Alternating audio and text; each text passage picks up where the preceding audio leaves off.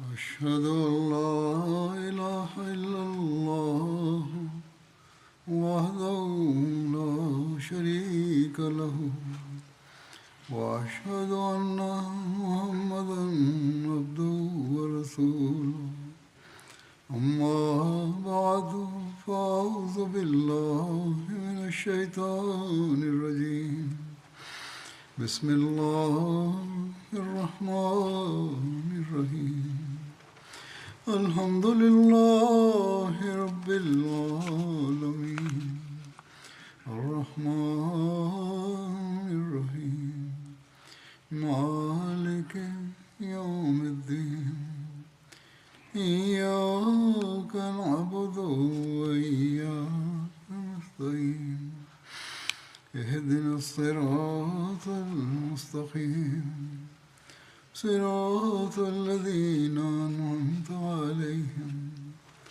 غير المغضوب عليهم ولا الضالين. Hadur sọ wípé àwọn ogun tí ó wáyé ní sàmánì òjíṣẹ́ ńlá sallallahu alayhi wa sallam lọ́lọ́ ń lọ lórí wọn lọ́wọ́ ṣáájú khutba tí ó ré kọjá lọ. Nínú wọn náà ni ọ̀wẹ́ ogun ti Banu Fazara wáyé. Nínú àwọn ọ̀wẹ́ ogun tí ó wáyé, ìṣẹ̀lẹ̀ kan bẹ nípa ti Banu Fazara eléyìí tí ó dìrọ̀ mọ́ ìṣe ikú pa Kirfa. Àwọn onítàn kan wọ́n kọ àkọsílẹ̀ ọ̀hún léyìí tí ó fojú hàn yékéyéké wípé àwọn ìṣẹ̀lẹ̀ ọ̀hún tako òdodo. Nínú Tabaqatul Kubra àkọsílẹ̀ wà wípé Zaid bin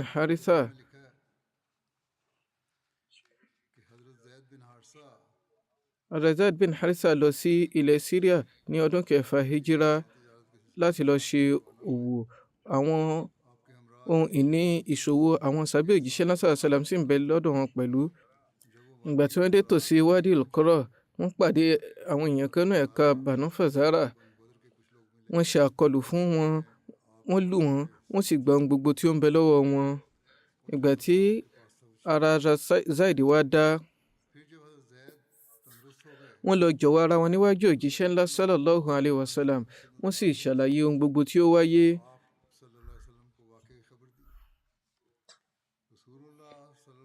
Òjíṣẹ́ ńlá sallallahu alayhi wa sallam wá fi wọ́n ránṣẹ́ sí àwọn tí wọ́n ṣe àkọlù fún wọn. Mùsùlùmí ni àwọn tí wọ́n fi ránṣẹ́ yìí.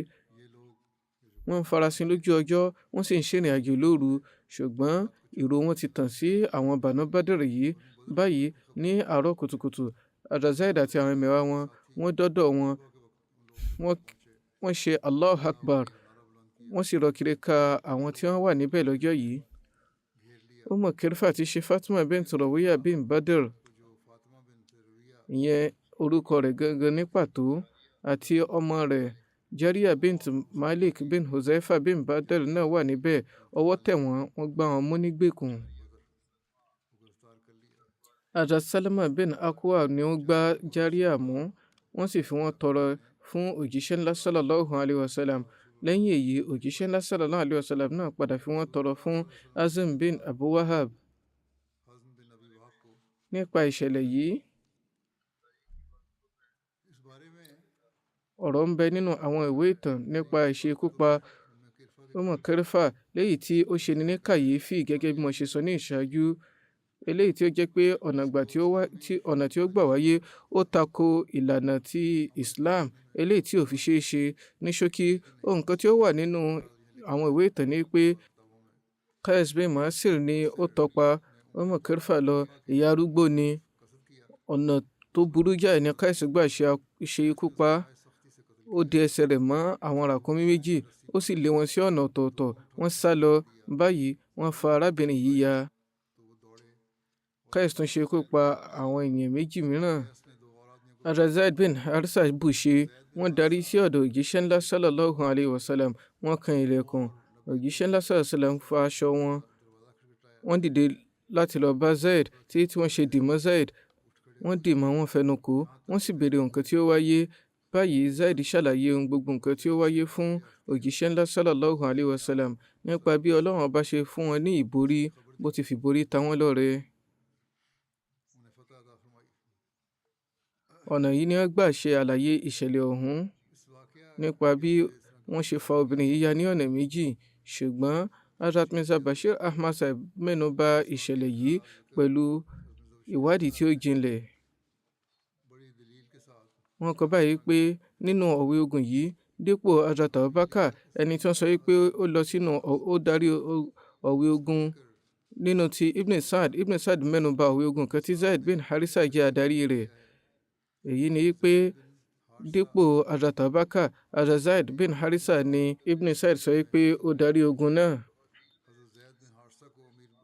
Àwọn ìpàkàṣọ kọ̀ọ̀kan sì tún bẹ́ẹ̀ nǹkan tí ó ṣe ní àlàyé.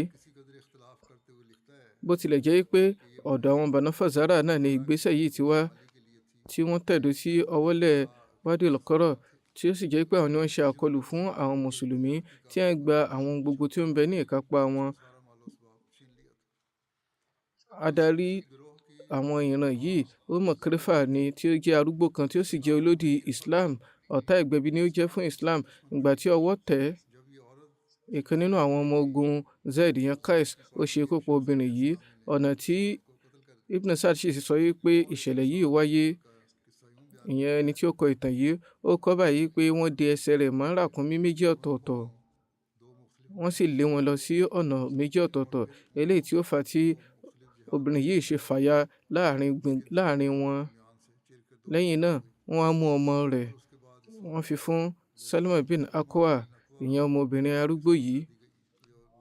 Ọ̀nà yìí kan náà ní gígùn àbí ní kúkúrú àbí pẹ̀lú àwọn ìpàkàṣọ kọ̀ọ̀kan ní Ibn Ishaq náà mẹ́nubà. Lábẹ́ ẹgbàá yìí sì ni Sir William Muir fúnra rẹ̀ náà, tó jẹ́ ọlọ́fintótó ìlà oòrùn ayé, ó sì jẹ́ni tó kúndùn àsọdùn. Ó jẹ́ni tó kúndùn àsọdùn ju àwọn akẹgbẹ́ rẹ̀ yòókù lọ. Báyìí ni ó ṣe ṣàlàyé ìṣẹ̀lẹ̀ yìí pẹ̀lú gbogbo ìyangàn láti fi hàn yí pé ìwà òkúròrò ni. Kódà nǹkan tí Sir William Muir ṣe kọ sínú ìwé rẹ̀ gẹ́gẹ́ bí òun fúnra rẹ̀ ṣe ṣàlàyé, ó ní pé látàrí ìṣẹ̀lẹ̀ yìí àwọn mùsùlùmí wu ìwà òkúròrò kan. Báyìí Sir William Muir kọ wípé ní ọdún yìí àwọn mùsùlùmí ní láti jáde ní Medina lọ fún ọ̀pọ̀lọpọ̀ ìgbésẹ̀, ṣùgbọ́n gbogbo eléyìí ò tó mẹ́nubà. Síbẹ̀ náà mi ò lè dára mi lẹ́kun láti mẹ́nubà ìgbésẹ̀ kan ní pàtó, nítorí pé àbáyọrí rẹ̀ ṣàfihàn ìwà òkúròrò ńlá kan látọ̀dọ̀ àwọn mùsùlùmí. Èyí ni nǹkan tí ó ṣe lálàyé. Hazrat Mirza Bashir Ahmad Sahib wá sọ̀rọ̀ lórí rẹ̀ yìí pé onítàn tó jẹ́ pé nǹkan tí ó fi náà ní ìṣẹ̀lẹ̀ kan lórí àwọn yòókù náà ní lákàntí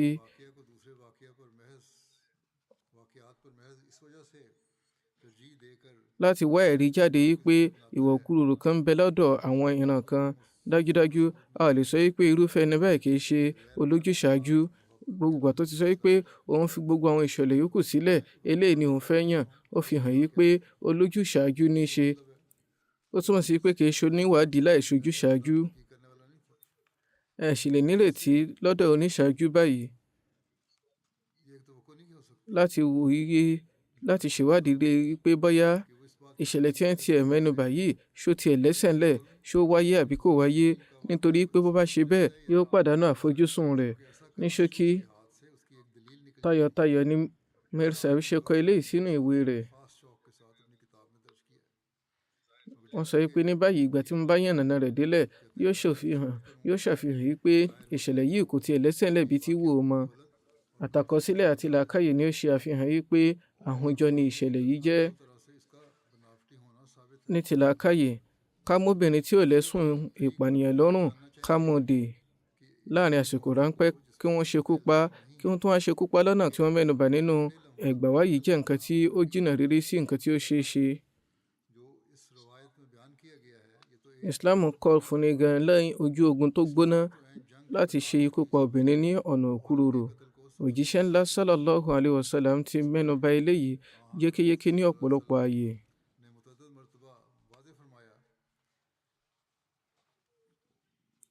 pẹ̀lú àṣẹ pé wọn ò gbọdọ̀ ṣe ikú pa obìnrin.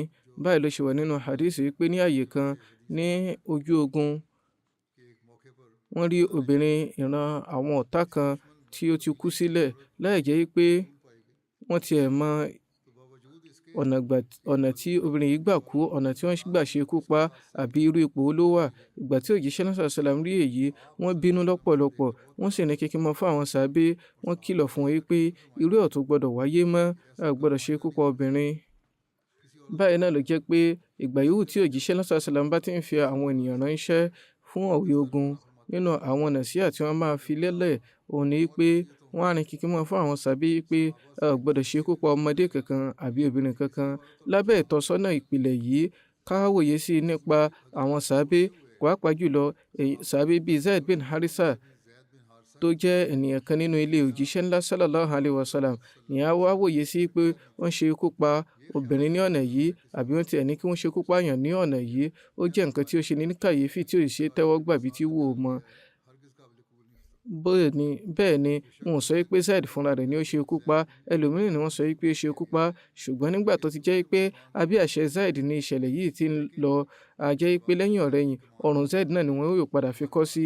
Láti wá níwòye sí pé Zaid fúnra rẹ̀ tó ń ti bó ti mọ ẹ̀kọ́ òjíṣẹ́ ńlá sallallahu alayhi wa sallam tó, ó lọ fi yọ̀ǹda irú ìgbésẹ̀ báyìí sílẹ̀, ó jẹ́ nǹkan tí kò ṣeé gbà bí tí wò ó mọ́. Bẹ́ẹ̀ ni tó bá tiẹ̀ jẹ́ pé obìnrin yìí dáràn kan, á jẹ ìjìyà ọ̀ràn tí ó dá. Òfin ẹ̀sìn kankan àbí òfin orílẹ̀ kankan ò sì ṣe àdáyanrí fún ìjìyà obìnrin tí ó bá dáràn. Débi pé ọ̀pọ̀lọpọ̀ ìṣẹ̀lẹ̀ ló wà nípa bí wọ́n ṣe ikú pa àwọn obìnrin tó fi mọ́ àwọn tí wọ́n yẹgi fún gan. Káwá torí ìdòdì ẹ̀sìn àbí nítorí pọ́kàn kópa nínú ogun lásán kí wọ́n ṣe ikú pa obìnrin ní ọ̀nà tí wọ́n tún wá mẹ́nubà nínú ìṣẹ̀lẹ̀ yìí. Èyí jẹ́ ìṣẹ̀lẹ̀ kan tí àwọn ìtọ́sọ́nà òjíṣẹ́ ńlá sallallahu alayhi wa sallam àti gbogbo ìtàn Islam tako pátápátá. Bí ẹ bá ti sọ pé ọ̀daràn ni obìnrin ọ̀hún jẹ́, gẹ́gẹ́ bó ti wà nínú àwọn ẹgbàá kan wípé ó ti pète láti ṣe ikú pa òjíṣẹ́ ńlá sallallahu alayhi wa sallam. Eléyìí ló fà tí ó ṣe lẹ́tọ̀ọ́ láti ṣe ikú pa. Bẹ́ẹ̀ ni eléyìí tọ́, ṣùgbọ́n ìbéèrè tó wà nílẹ̀ ni pé ìgbà tó jẹ́ pé àwọn èèyàn tó le koko nínú ìdòdì bíi Umar Kirfa àbí àwọn ọkùnrin tó le koko nínú ìdòdì tí wọn ò ṣe ikú pa wọ́n lọ́nà báyìí, táwọn sàbí ò ṣe ikú pa wọ́n lọ́nà báyìí, báwo ni ó ṣe wá jẹ́ pé Zaid ni yóò wúrú ìwà yìí sí obìnrin arúgbó kan? Eléyìí jẹ́ nǹkan tí ò ṣe é gbà lọ́nà kankan. Fún ìdí èyí, lábẹ́ làákàyè wípé àhúnjọ ni ìṣẹ̀lẹ̀ yìí, ó fojú hàn yékéyéké. Ẹnikẹ́ni tí ò bá sì lójúṣàájú kò ní níròyìnròyìn kankan nípa rẹ̀. Ní báyìí, ó kù nǹkan tó wà nínú àkọsílẹ̀. Ní apá kínní àti Ibn Sa'd àti Ibn Ishaq wọn ò mẹ́nuba sanad kankan fún ìṣẹ̀lẹ̀ yìí. Àwọn irú ẹgbàá tí ò bá sì ní sanad tó lẹ́sẹ̀ ńlẹ̀ báyìí tó tún wá tako ìtọ́sọ́nà òjíṣẹ́ ńlá sallallahu alayhi wa sallam àti ìṣe àwọn sàábé jẹ́ nǹkan tí kò ṣeé tẹ́wọ́ gbà. Ní ọ̀nà kejì, ìṣẹ̀lẹ̀ yìí fúnra rẹ̀ ó wà lẹ́kùnrẹ́rẹ́ nínú àwọn ìwé hadith Sahih Muslim àti Sunan Abu Dawud, ṣùgbọ́n kò sí èyíkéyìí inú wọn tó mẹ́nuba ìṣekúpa Kirfa. Àlàyé wọn sì yàtọ̀ gédégédé sí ẹgbàá ti Ibn Sa'd. Ìgbà tó sì jẹ́ pé a máa tẹ́wọ́ gba nǹkan tó wà nínú hadith, wọ́n sì lẹ́rìí lékè àwọn nǹkan tí ó wà nínú àwọn ìwé ìtàn.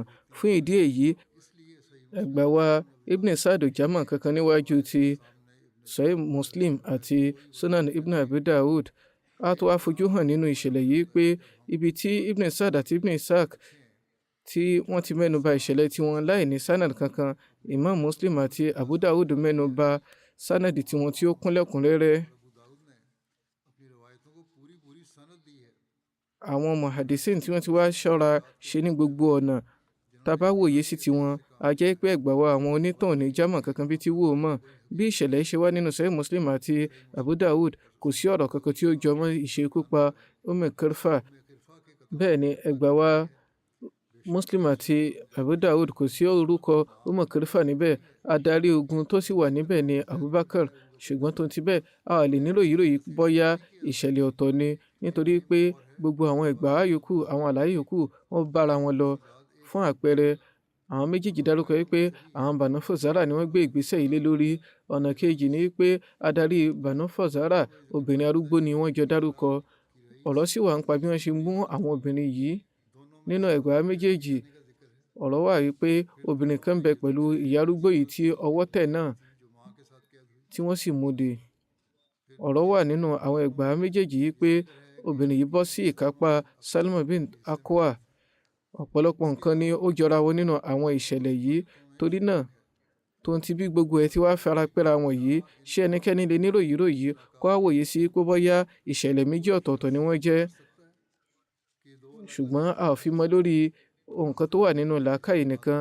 Àwọn oníwádìí tí wọ́n ti rí kọjá lọ náà ti mẹ́nubà yékéyéké pé nǹkan tó wà nínú Sahih Muslim àti Sunan Ibn Abu Dawud, ìṣẹ̀lẹ̀ ọ̀hún gangan náà ni èyí tí Ibn Sa'd náà mú wá.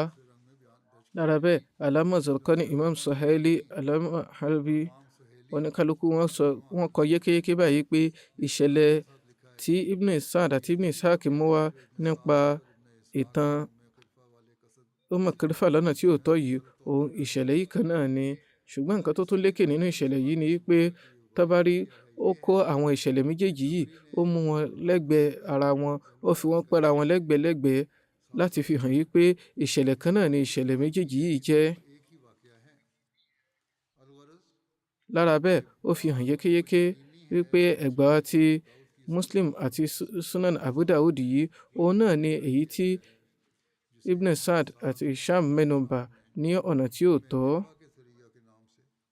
Ìgbà tó sì jẹ́ wípé àwọn ẹgbàá tó ń bẹ nínú Sihah, ìyẹn àwọn ìwé àdìsí mẹ́fẹ̀ẹ̀fà tí wọ́n lẹ́sẹ̀ ńlẹ̀ jùlọ, àwọn nǹkan tí wọ́n ti yànnàná pẹ̀lú sánàdì tí ó gbámúṣé, tó sì jẹ́ wípé tàwọn onítàn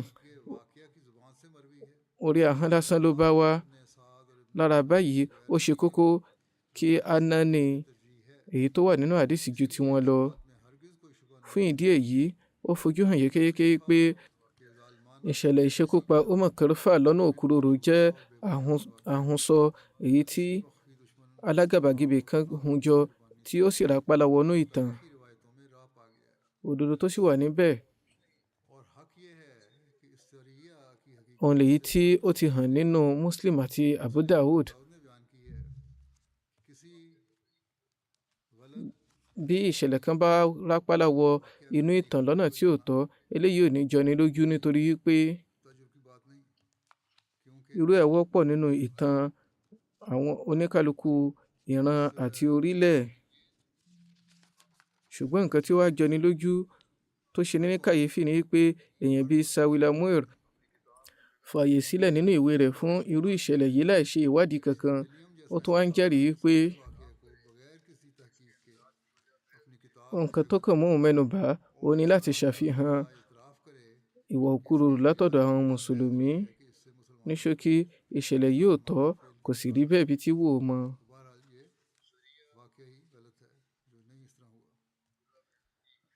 Sariya Abdullah bin Atik náà tún wáyé nínú ìtàn, èyí tí wọ́n fi wọ́n ránṣẹ́ sí ọ̀dọ̀ Abu Rafi. Ibn Sa'd ṣàlàyé pé Sariya yìí wáyé ní Ramadan ọdún kẹfà Hijira. Hadrat Mirza Bashir Ahmad Sahib ṣe ìwádìí nínú àwọn nǹkan tó wà nínú ìwé ìtàn káàkiri. Wọ́n sì kọ sílẹ̀ báyìí pé ìpakasọ wà nípa àsìkò ìgbà tí ìṣekúpa Abu Rafi wáyé nínú ìtàn. Bukhari tẹ̀lé ìwòye Zahri. Ó sì mẹ́nubà pé lẹ́yìn ìṣekúpa Ka'b bin Ashraf ni ó wáyé, láì mẹ́nubà àsìkò rẹ̀ ní pàtó. Eléyìí sì tọ́, ó sì kó gbogbo àwọn ìṣẹ̀lẹ̀ ọ̀hún yòókù papọ̀. Èyí ni pé oníkálukú wọn fara kanra wọn nígbà tó jẹ́ pé ọ̀nà kan náà ni wọ́n gbà wáyé. Tabari sọ pé ọdún kẹta Hijri lẹ́yìn ìṣekúpa Ka'b bin Ashraf ni ó wáyé. Waqidi sọ pé ọdún kẹrin Hijra ni. Ibn Hisham lo ẹgbàá wa Ibn Ishaq, òun ni ó tẹ̀lé ogun Banu Qurayza ni, èyí tó wáyé ní ọdún karùn-ún, ìparí ọdún karùn-ún Hijra. Lára bẹ́ẹ̀, òun wòye sí pé ìbẹ̀rẹ̀ ọdún kẹfà Hijra ni. Ṣùgbọ́n Ibn Sa'd sọ pé ọdún kẹfà Hijra ni tààràtà. àwọn onítàn yòókù sì tẹ̀lé Ibn Sa'd báyìí wallahu a'lam olúwa ni ó mọ̀ jùlọ. Ibn Ishaq yànnàná báyìí wípé ìgbà tí ogun Khandak àti ti àwọn Banu Qurayza bù ṣe tán tí Salam bin Abu Uqayq Abu Rafi ó jẹ́ ìkan nínú àwọn tí wọ́n kó àwọn ènìyàn jọ tako òjíṣẹ́ ńlá sallallahu alayhi wa sallam. Àwọn ìran Aus sì ti ṣe ikú pa Ka'b bin Ashraf tí í ṣe Yehudi ṣáájú ogun Uhud látàrí bó ti ń pèlè ogun tako òjíṣẹ́ ńlá sallallahu alayhi wa sallam. Èyí ló mú kán àwọn ìran Khazraj náà wá síwájú òjíṣẹ́ ńlá sallallahu alayhi wa sallam. Wọ́n tọrọ láti ṣe ikú pa Salam bin Abu Uqayq òun wà ní Khaybar nígbà yẹn. Òjíṣẹ́ náà sallallahu alayhi wa sallam fún wọn ní ìyọ̀ǹda. Àwọn ìran méjèèjì yìí ìyẹn Aus àti Khazraj wọ́n máa figagbága níwájú òjíṣẹ́ ńlá sallallahu alayhi wa sallam bí akọ ràkúnmí méjì ni. Bí àwọn ìran Aus bá gbé ìgbésẹ̀ kankan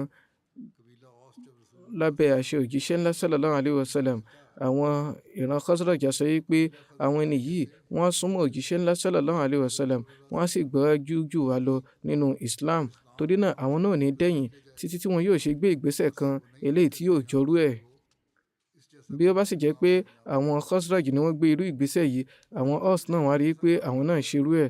Ìgbà tí àwọn ìran Aus wá ṣe ikú pa Ka'b bin Ashraf látàrí ìdòdì òjíṣẹ́ ńlá sallallahu alayhi wa sallam, àwọn Khazraj náà sọ pé a fi Ọlọ́run bá ṣe rí, àwọn ìran Aus ní láíláí gbájú wa nípa ilé yìí. Torí náà wọ́n bẹ̀rẹ̀ sí ní láti ṣe figagbága pẹ̀lú wọn eléyìí tí yóò jẹ́ kí wọ́n rí ìsúnmọ́ Ọlọ́run ọba àti òjíṣẹ́ rẹ̀. Báyìí wọ́n bẹ̀rẹ̀ sí ní ronú.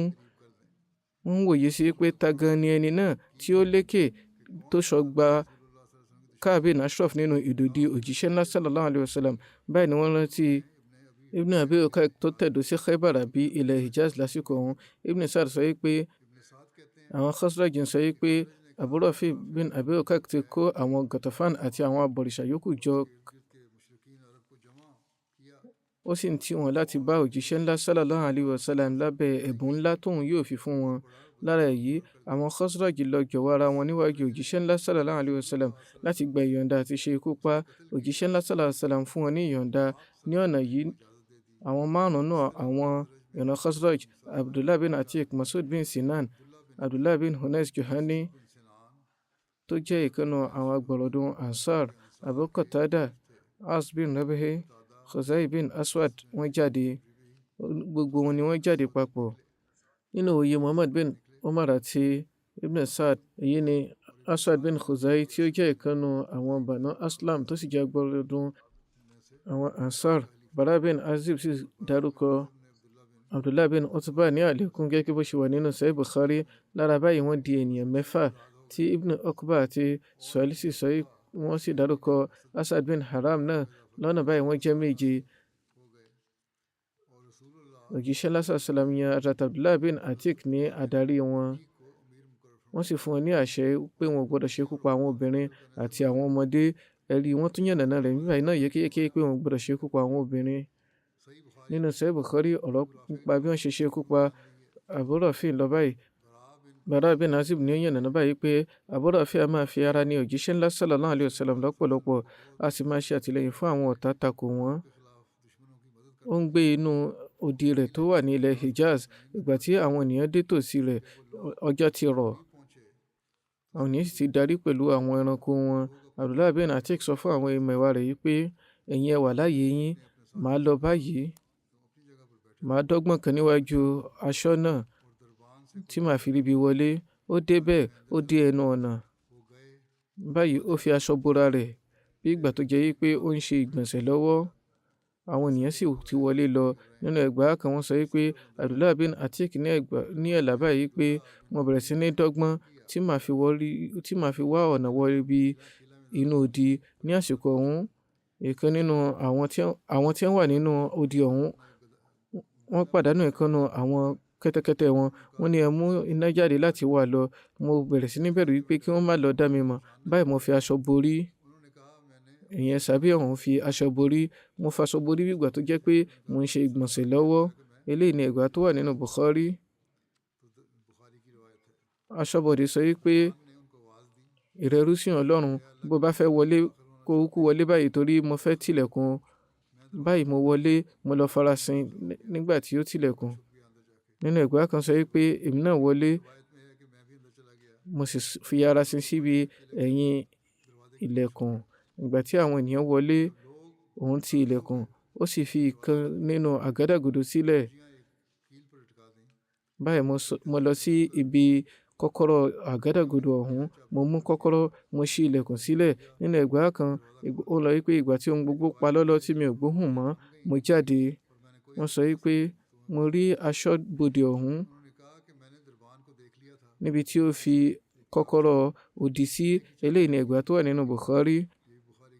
Àwọn ènìyàn máa bá àbúrò fè sọ̀rọ̀ ní alẹ́. Ìyẹn á pagbo ní alẹ́ ní ibi ilé òkè lọ́dọ̀ rẹ̀. Ìgbà tí àwọn ènìyàn rẹ̀ tí wọ́n kúrò tán, mo ti ń ṣọ́ wọn. Ìgbà tí àwọn ẹmẹ̀wà rẹ̀ lọ tán, nínú ẹgbàá kan sọ wípé àwọn ènìyàn jẹun alẹ́ lọ́dọ̀ àbúrò fè, wọ́n sì tẹ̀síwájú láti máa jíròrò títí tí ọjọ́ ṣe lọ lálẹ́. Lẹ́yìn náà wọ́n darí sínú ìyẹ̀wù wọn. Eléyìí náà jẹ́ ẹgbàá tó wà nínú Sahih Bukhari. Lẹ́yìn náà mo gòkè lọ bá gbogbo àwọn ilẹ̀kùn tí mò ń ṣí, mo rí pé mò ń tì láti inú. Mo sọ lórí ẹ̀mí mi wípé bí àwọn ènìyàn bá ti gbá mi mú lásìkò yìí, tí màá ṣe ikú pa, wọn ò ní dọ́dọ̀ mi. Mo dọ́dọ̀ rẹ̀. Nínú ẹgbàá kan wọ́n lọ báyìí pé mo lọ síbi ìyẹ̀wù rẹ̀, mo sì tì láti inú. Lẹ́yìn náà mo gun òkè, mo dé ọ̀dọ̀ àbúrò fè. Eléyìí jẹ́ ẹgbàá kan tó wà nínú Bukhari náà. Mo rí pé inú ìyẹ̀wù òkùnkùn kan báyìí ló wà tó rẹ́jú lórí ibùsùn. Mi ò wá mọ ibi yàrá tí ó wà. Báyìí mo pè ìrẹ àbúrò fè. Ó dáhùn wípé ta ni. Mo ṣọ́ ibi tó hùn ti wá, mo ì ṣe àkọlù fún un. Ṣùgbọ́n ẹ̀rù ń bà mí nígbà náà, torí náà àkọlù mi ò bá dáradára. Ó rúra. Lẹ́yìn èyí mo jáde, mo dúró fúngbà díẹ̀. Lẹ́yìn náà mo tún padà lọ bí ìgbà tó jẹ́ pé mo sáré láti wá ràn lọ́wọ́ ni. Mo á sọ wípé ìrẹ àbúrò fè, irú ohun kí ni nǹkan tó ṣẹlẹ̀? Mo pa ohùn mi dà lásìkò yìí. Ó sọ wípé ó ṣe fún ọ. Àbúrò fè sọ báyìí. Ẹnìkan ń bẹ nínú ilé tí ó ti ṣe àkọlù fún mi látàrí idà rẹ̀. Hazrat Abdullah bin Atik sọ wípé lẹ́yìn náà mo tún bù ní idà lẹ́ẹ̀kejì nígbà tí mo gbóhùn rẹ̀. Eléyìí tí ó jẹ́ kí ó bẹ̀rẹ̀ sí pọ̀ kàkà, ṣùgbọ́n kò ṣe ikú pa. Lẹ́yìn èyí mo gún ní idà lẹ́yìn. Mo gún ní idà tí tó fi yọ lẹ́yìn rẹ̀. Ní ọ̀nà kejì ń pa bí wọ́n ṣe ṣàlàyé ìṣekúpa. Wọ́n lọ báyìí pé ìgbà tí mo bù ní idà lákọ̀ọ́kọ́ kò ṣe àǹfààní kankan. Ó rí bí rúra. Ó sì ń pe àwọn ènìyàn rẹ̀. Báyìí mo dé, mo pa ohùn mi dà gẹ́gẹ́ bí ẹni tí mo wá bá kẹ́dùn ni.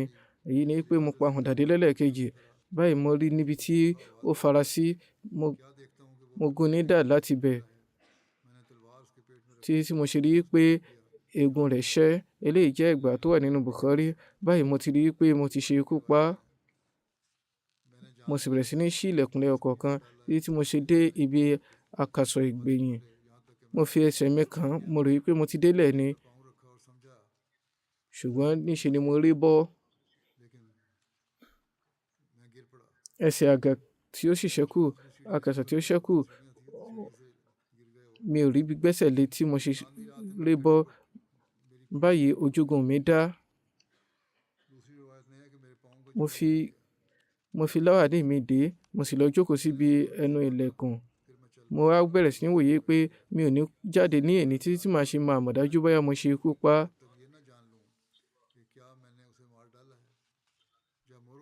Ìgbà tí àfẹ̀mọ́jú dé tó di pé àwọn àkùkọ bẹ̀rẹ̀ sí í kọ, akéde ikú jáde. Ó sọ wípé mò ń kéde ìpapòdà oníṣòwò Hijaz. Mo lọ bá àwọn ènìyàn mi, mo sọ wípé ẹ kú oríire, Olúwa ti ṣe ikú pa àbúrò fè. Lẹ́yìn náà mo lọ sí ọ̀dọ̀ òjíṣẹ́ ńlá sallallahu alaihi wasallam. Mo sọ fún wọn. Wọ́n ní kí n na ẹsẹ̀ mi síwájú. Mo na ẹsẹ̀ mi síwájú, wọ́n fọwọ́ wọn pa. Ó sì dàbí ìgbà tí mi ò tiẹ̀ lọ́gbẹ́ kankan bẹ̀ tẹ́lẹ̀. Ìyẹn lẹ́yìn ìgbà tí wọ́n fọwọ́ pa tán.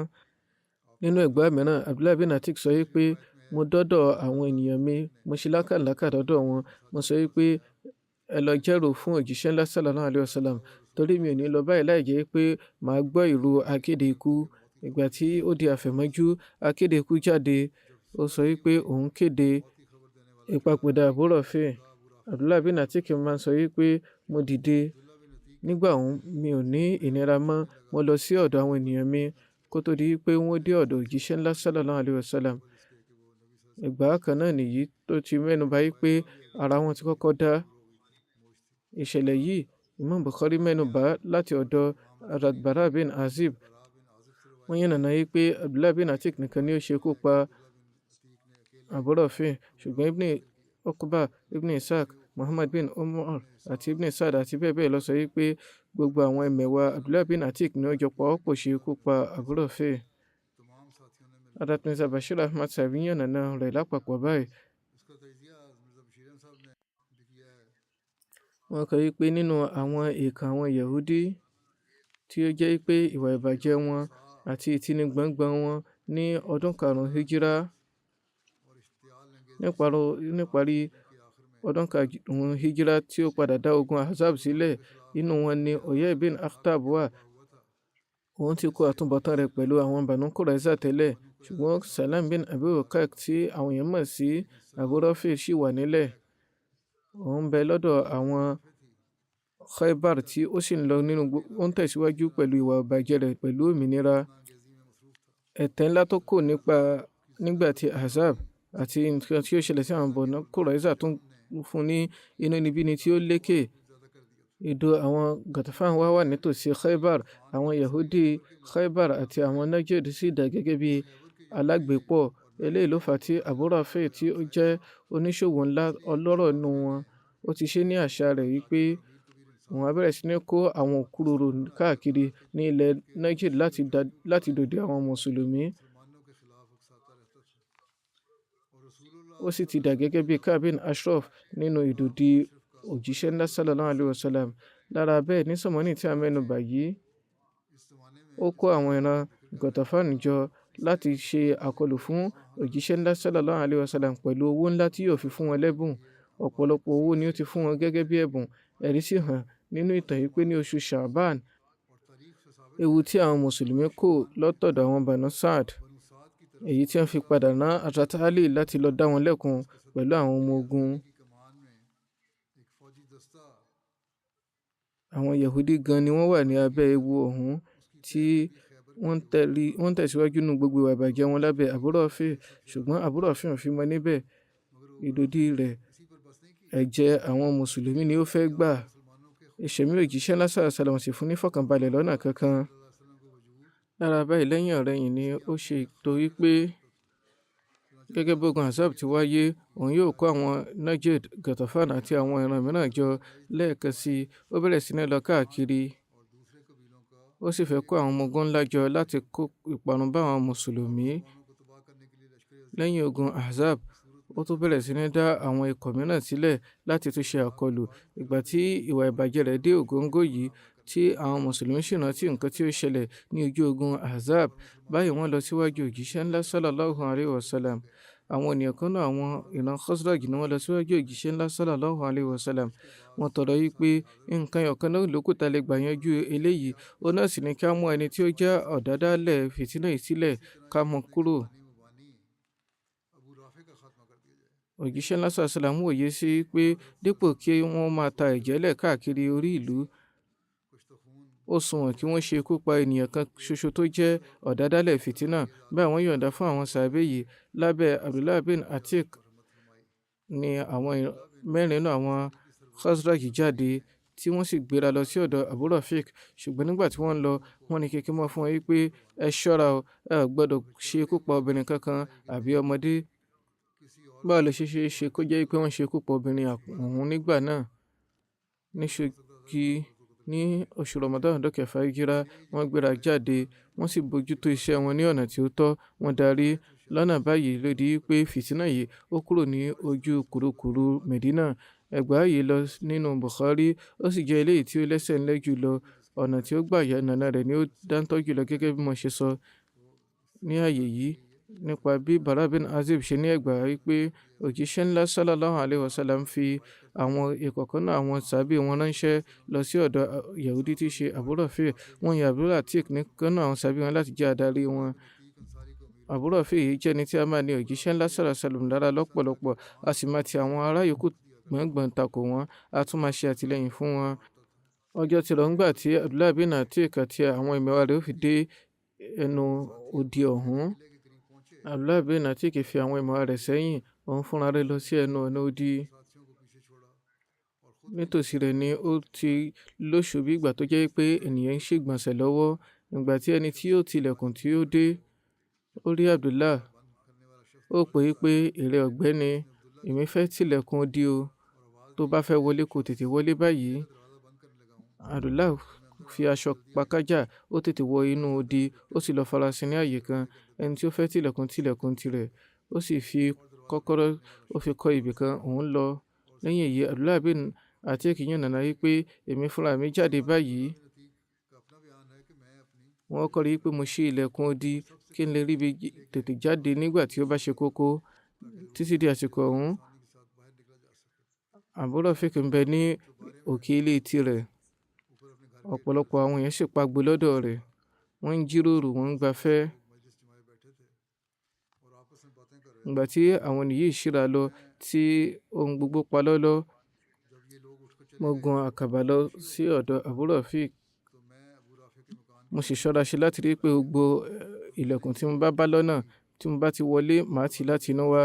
Ìgbà tí mo dé ibi ìyẹ̀wò Abu Rafi, ó ti paná, ó ṣẹ̀ṣẹ̀ fẹ́ sùn ni. Gbogbo inú ilé ti ṣókùnkùn. Mo pe Abu Rafi, ó dáhùn pé ta ni ó wà níbẹ̀.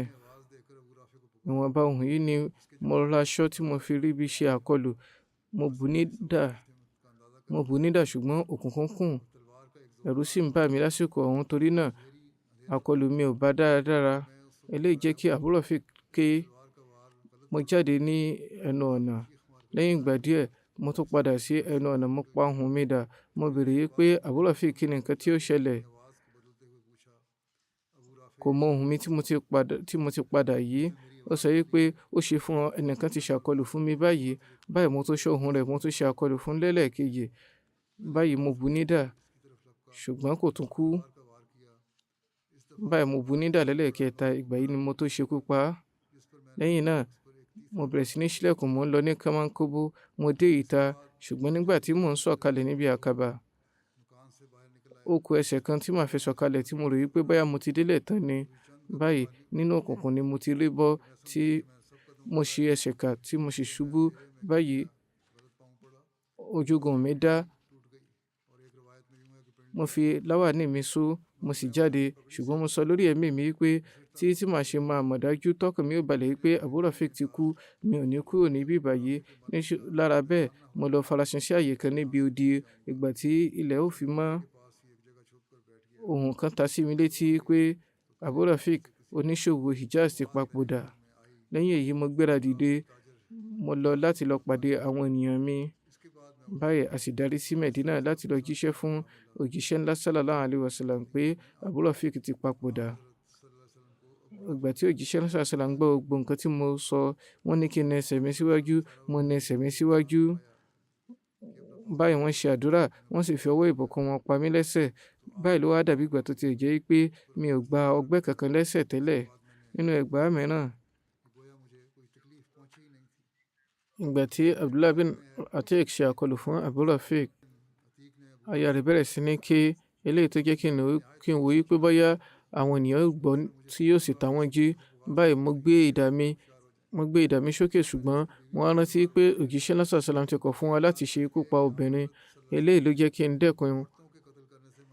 Eléyìí náà ni ọ̀rọ̀ yìí tó tún wáyé pé wọ́n ti dẹ́kun fún wa láti ṣe ikú pa obìnrin ni. Tó ti bọ́n ti wà nípò ẹlẹgẹ́ tó, wọ́n sì dẹ́kun ara wọn. Ohun tó fà tí wọ́n ṣe ikú pa Abu Rafi kò nílò ká ṣẹ̀ṣẹ̀ máa yànnàná rẹ̀, torí pé gbogbo ìwà òkúròrò rẹ̀ hàn yékéyéké nínú àwọn ìwé ìtàn. Ní pàtó, ẹni láti kọ́kọ́ rántí pé ní àsìkò ọ̀hún ipò tó lẹ ní àwọn mùsùlùmí wà tí wọ́n sì ń kojú mùsíbà ní gbogbo agbọn. Gbogbo agbọn ni ìdòdì tí ń lọ káàkiri tí ó ń jà ràìnràìn. ó wá dàbí pé oníkálukú ti pawọ́pọ̀ láti pa àwọn mùsùlùmí run.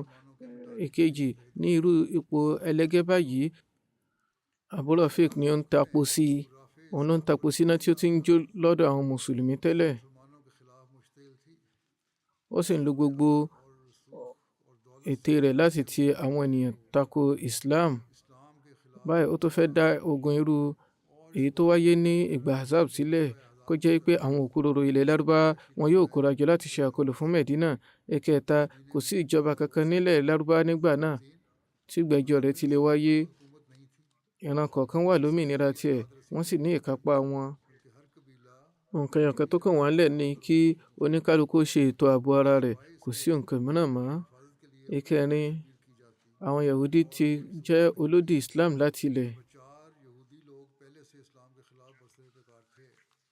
Àsìkò ogun sì ni ó ń lọ láàrin àwọn mùsùlùmí àti àwọn Yahudi. Ìkarùn-ún, ó bọ́ sí àsìkò kan tó jẹ́ pé bí a bá gbé ọmọ ogun dìde láti lọ kojú àwọn Yahudi, ọ̀pọ̀lọpọ̀ àánú ni yóò jẹ́ fún ẹ̀mí àti ohun ìní. Ìfòyà sì wà pé ogun ọ̀hún lè gbèrú kó má lọ di nǹkan tí yóò di ìparun ní gbogbo orílẹ̀. Torí náà, ìgbésẹ̀ tí àwọn sàábé gbé ní àsìkò ọ̀hún jẹ́ èyí tí ó tọ́. Bí ìran kan bá gbé irú ìgbésẹ̀ yìí ní àsìkò ogun tí ó jẹ́ pé ìran kan ń lọ láàrin ìyè àti ikú, wọ́n á rí gẹ́gẹ́ bí nǹkan tí ó lẹ́tọ̀ọ́.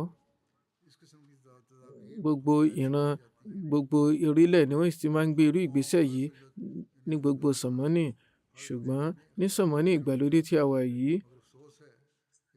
ìbánikẹ́dùn àwọn oníwà ìbàjẹ́ ti lékè débi pé oníwà ìbàjẹ́ ní dakọni lójú aráyé. Àti lóde òní, wọ́n ti sọ àwọn oníwà ìbàjẹ́ dakọni. Nígbà tí wọ́n bá jìyà lórí ọ̀nà tí wọ́n bá dá, ìbánikẹ́dùn àwọn ọmọ aráyé á tún máa rú. Nígbà tí wọ́n bá fi ìjìyà jẹ oníwà ìbàjẹ́, àwọn ọmọ aráyé á tún máa bá kẹ́dùn, àbí àwọn tí wọ́n ní tira wọn tí wọ́n fẹ́ jẹ níbẹ̀. Àwọn èèyàn á gbàgbé àwọn ọ̀nà tí ó ti dá. Ṣùgbọ́n nínú Islam, a gbà wípé ìkẹ́dùn irọ́ báyìí kò sí nínú ìlànà ìsìn tiwa. A mọ̀ ọ̀daràn lọ́daràn. Ìjìyà rẹ̀ yóò sì jẹ́ àánú fún orílẹ̀, fún àwọn aráàlú. Wọ́n ní ká gé ẹ̀yà ara tó bá nini lára kúrò. A sì ní jẹ́ kí gbogbo ará yòókù bàjẹ́ nítorí ẹ̀yà ara tí ó ti díbàjẹ́. Nǹkan yòókù lórí irú ìjìyà tí wọ́n fi jẹ, ó ti fojú hàn. Bàbá wòye sí àsìkò àwọn Lárúbáwá àgbà náà àti ogun tí ó ń lọ láàrin àwọn Mùsùlùmí àti àwọn Yahudi lásìkò ọ̀hún. Ìgbésẹ̀ tí wọ́n gbé yìí ni ó tọ́ láti lè bá fi àlàáfíà lọ́lẹ̀. Nípa sísan ojúgun Abdullah bin Atik, ẹgbàá wa ò la yékéyéké nínú Bukhari bóyá ọ̀nà ìyanu ni ó gbà wá lẹ́sẹ̀kẹsẹ̀ ni àbí ó bẹ̀rẹ̀ sí ní san kẹ̀rẹ̀kẹ̀rẹ̀ nígbà tí àsìkò rẹ̀ parí. Èyí tí a mẹ́nubà lẹ́lẹ́kejì yìí jẹ́ èyí tí ó wọ́pọ̀, tí ó jẹ́ pé àdúrà òjíṣẹ́ lásán sálám lápá, tó jẹ́ pé látàrí ìbùkún rẹ̀ kò jẹ́ kí ipa kankan ṣẹ́kù, bẹ́ẹ̀ sì ni kò sí nǹkan kan tí ó bàjẹ́ lára wọn. Tó jẹ́ pé ojúgun Abdullah padà sí ipò rẹ̀ bí ó ti dára nípìnlẹ̀. Ṣùgbọ́n tó bá jẹ́ pé iṣẹ́ ìyanu ni eléyìí jẹ́ tí ó san lẹ́sẹ̀kẹsẹ̀, á jẹ́ ìkan nínú àwọn kádàrá pàtàkì láti ọ̀dọ̀ Ọlọ́run ọba, eléyìí tí ó ṣe àfihàn rẹ̀ látàrí àdúrà òjíṣẹ́ rẹ̀. Ní ṣókí, eléyìí ni ìṣẹ̀lẹ̀ ọ̀hún. Àwọn ìṣẹ̀lẹ̀ mìíràn bẹ́ẹ̀ tí a máa mẹ́nubà lọ́jọ́ iwájú, inshallah.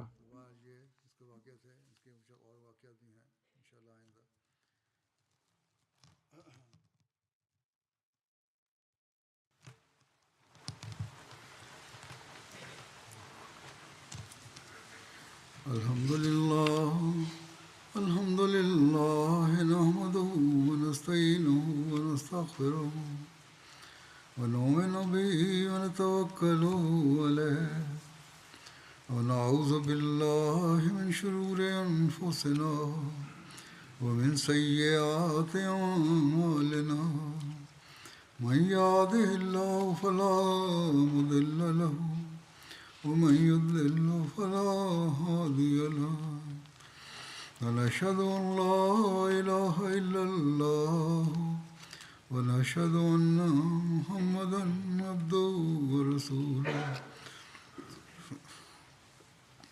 عباد الله رحمكم الله إن الله يأمر بالعدل والإحسان وإيتاء ذي القربى وينهى عن الفحشاء والمنكر والبغي يعظكم لعلكم تذكرون اذكروا الله يذكركم وادعوه يستجب لكم ولذكر الله أكبر